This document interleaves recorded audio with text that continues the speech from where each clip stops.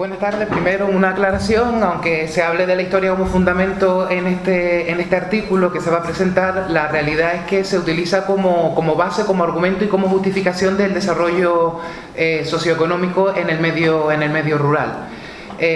Para contextualizar este artículo, está contenido dentro de la tesis que lleva por título La construcción del paisaje de la vitivinicultura en las Islas Canarias, el caso del monte Lentiscal, ¿no? El estudio del caso del monte Lentiscal. Esta es la estructura del artículo. El punto 2, 3 y 4 van a ser los puntos fuertes, las conclusiones y las referencias se van a combinar con la exposición de los puntos 2, 3 y 4 para ir un poco más rápido.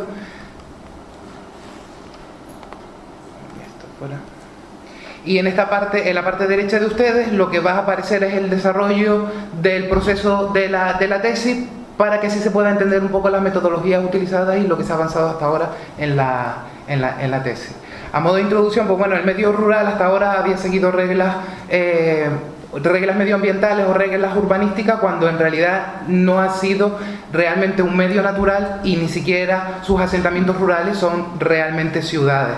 El concepto del paisaje en el siglo XXI pues nos da una oportunidad y se convierte en una herramienta para poder definir las propias reglas que tiene los medios rurales, con la dificultad de incorporar lo que es el paisaje cotidiano dentro de las políticas estructurales o políticas sectoriales para garantizar su desarrollo y garantizar a la vez los valores en este tipo de paisaje.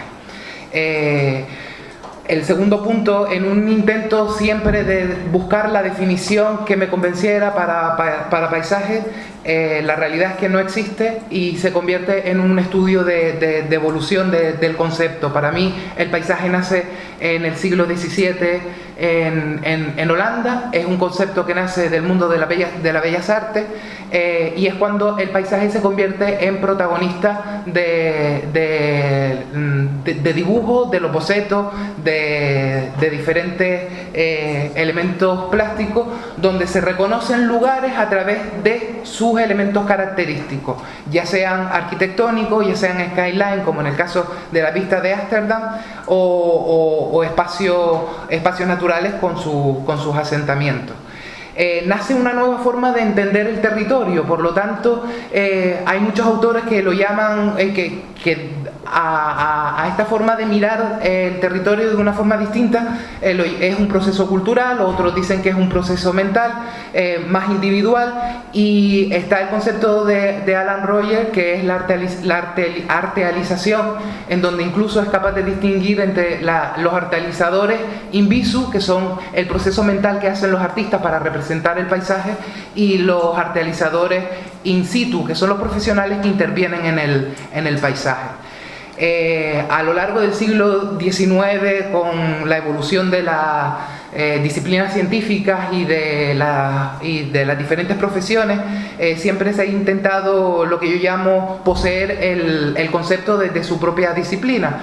Y la realidad es que lo que ha originado es una dificultad para reconocer aún más el propio concepto, y por otro lado pues confirmar el carácter multidisciplinar que tiene el paisaje, ¿no? Venga de donde venga, estas definiciones unidisciplinares realmente comparten todas ellas dos componentes básicos que vienen del mundo de las bellas artes, que es el medio físico y la percepción. Y la percepción la entendemos como la relación entre el ser humano y el territorio. Hay una clasificación en el 2015 de dos autores que dicen que todos los conceptos de paisaje se pueden clasificar dentro de estas tres casillas, ¿no? En donde se puede entender el paisaje solamente como medio físico, es decir, entornos naturales; el paisaje donde el medio físico es sumatorio de la percepción, y el paisaje sí o sí es siempre un medio físico que es percibido. Aquí es en donde yo encajo los paisajes agrarios, y donde el ser humano tiene esa doble función y relación con el medio físico. El ser humano es quien transforma ese medio físico y además es quien lo percibe.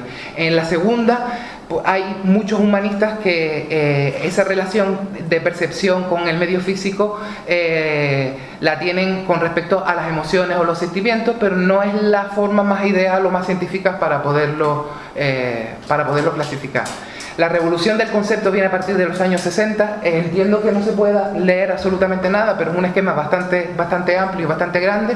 Quédense con que hay 4 columnas: el nivel internacional, europeo, nacional y el autonómico, y simplemente también se establecen relaciones transversales. Y por ejemplo nos vamos aquí, en donde está el Consejo Europeo con la declaración del Convenio Europeo sobre el paisaje. Vemos cómo con anterioridad a esto, a nivel nacional, es Italia, Suiza, Alemania o Francia los que ya tienen el concepto de paisaje desarrollado, incluso metido dentro de su propia legislación. En el caso español, pues es a partir del 2000 cuando se apresura una serie de baterías para adaptar medio ambiente, territorio y suelo, que todavía a esas alturas no lo teníamos del todo bien definido, para poder ingresar para ratificar el convenio europeo y así poder acceder a las ayudas de desarrollo rural en el 2010, ¿no? También se desarrolla el nivel de Canarias. A nivel nacional, las competencias en paisaje pasan a las comunidades autónomas, y en el caso de Canarias, en el 2017, en la nueva ley de suelo y de espacios naturales protegidos, en el que se asumen las competencias sobre el paisaje.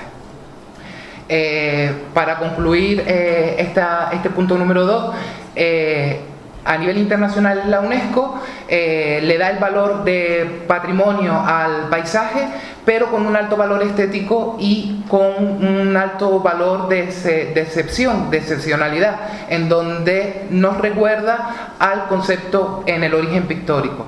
Europa añade un nuevo elemento, y es que el paisaje se convierte en un instrumento de bienestar, revaloriza el medio rural, y en este caso se convierte el paisaje en un sujeto en donde hay que aplicarle una gestión proactiva, prudente, frente a la conservacionista que se llevaba hasta ahora.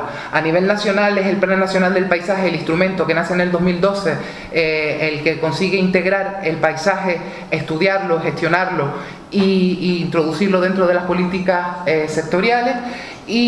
Pero también guarda todavía el origen ese de carácter exclusivo, ya que son solamente 100 los paisajes con el valor de bien cultural.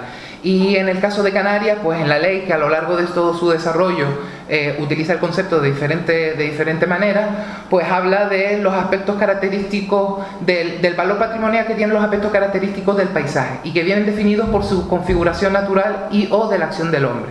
En este caso se confirma mi tesis sobre si yo consigo demostrar que realmente los cultivos vitivinícolas son aspectos característicos del paisaje, está claro que tiene un reconocimiento como valor patrimonial. Ya cómo introducirlo dentro de las diferentes políticas es otro cantar. Estos son los 17 paisajes vitivinícolas que son patrimonio de la humanidad. Aquí tenemos los 5 de los 100 clasificados como bien de interés cultural a nivel nacional, y este es el Monte Lentiscal.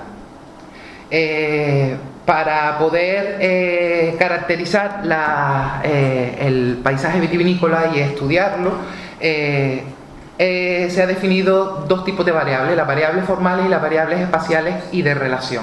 En el caso de las primeras, van a jugar el sentido del denominador común en cualquier tipo de paisaje, ya que es propio de su característica y del cultivo, ¿no? Va a ser el terroir, en donde influyen los factores naturales. En este caso hay una científica francesa, Juliette Febvre, que establece las diferentes tipologías de formas que adquiere la implantación del paisaje de viñedos en el territorio. Y estos son todos los del mundo, es decir, cada uno de los que hemos visto tiene una de estas características. Lo que sucede aquí en Canarias es que las tenemos todas, y por eso nos resulta difícil reconocer un paisaje por completo. Es más, les aseguro que en una misma parcela se pueden dar hasta 3 o 4 tipologías de formas del paisaje. Otra de las variables va a ser las prácticas agrarias. Esta tiene muchísimo que ver con el conocimiento tradicional heredado, y sobre todo del viticultor hacia el medio en el que implanta la planta y su y sus labores anuales. La poda y la forma de guía va a ser otra de las formas que van a determinar este paisaje, y que tiene muchísimo que ver pues en dónde se emplace y las características de soleamiento o de climatología o de las adaptaciones de suelo que se hayan hecho. Otro de los factores va a ser la propia planta. 10.000 variedades, 1.368 son las que se utilizan para vino, y 300 variedades son las que existen actualmente en Canarias como cultivo tradicional. 21 de ellas son exclusivas y únicas en el mundo, y están en peligro además de extinción. Por lo tanto, tenemos un patrimonio varietal bastante importante, y que al final tiene sus propias características, también su forma de hoja, de racimo, etcétera, etcétera. Y la planta, como un ser vivo, pues se relaciona a través de su ciclo biológico, a través de las prácticas que a su vez intervienen en el terroir. Por lo tanto, son completamente dependientes. No les hablo de las conclusiones. En este caso, las variables espaciales y de relación son hechos históricos, líneas del tiempo, evolución de la vegetación natural, los crecimientos y decrecimientos en sección que se ve en la parte verde central del cultivo de viñedo, la evolución histórica y actual, y los grandes ciclos económicos de las islas. En el caso del Monte Lentiscal también se ha hecho lo mismo, pero ya obteniendo los marcadores paisajísticos. Los marcadores paisajísticos van a ser todos los elementos que a través de la historia han quedado en el territorio. Simplemente cada uno de esos marcadores se devuelve a un gran plano síntesis, en donde se establecen las relaciones, obteniendo que los límites que, por ejemplo, define el paisaje protegido de Tafira no son los límites reales los define la construcción, estableciendo nuevos puntos de fricción o de tratamiento o de impacto entre lo construido y el suelo urbano. La unidad mínima de producción y de organización de este tipo de territorio va a ser la hacienda vitivinícola, no el cultivo en sí, es decir, instalaciones asociadas a la actividad agrícola.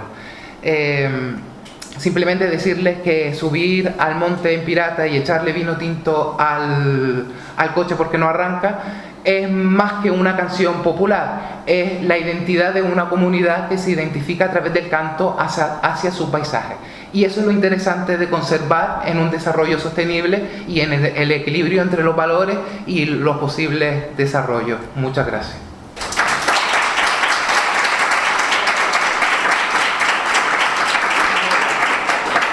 Pues muchas gracias por tu exposición. No sé si en el trabajo has comparado los estudios muy semejantes que se están haciendo sobre otras islas, porque hay un trabajo ahora mismo que sé que se está haciendo sobre las haciendas vitivinícolas en todo el norte de Tenerife.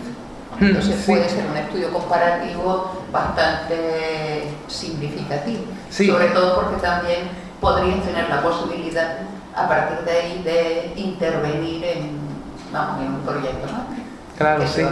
Sí, sería lo interesante, y en este caso la comparativa es realmente a través del paisaje.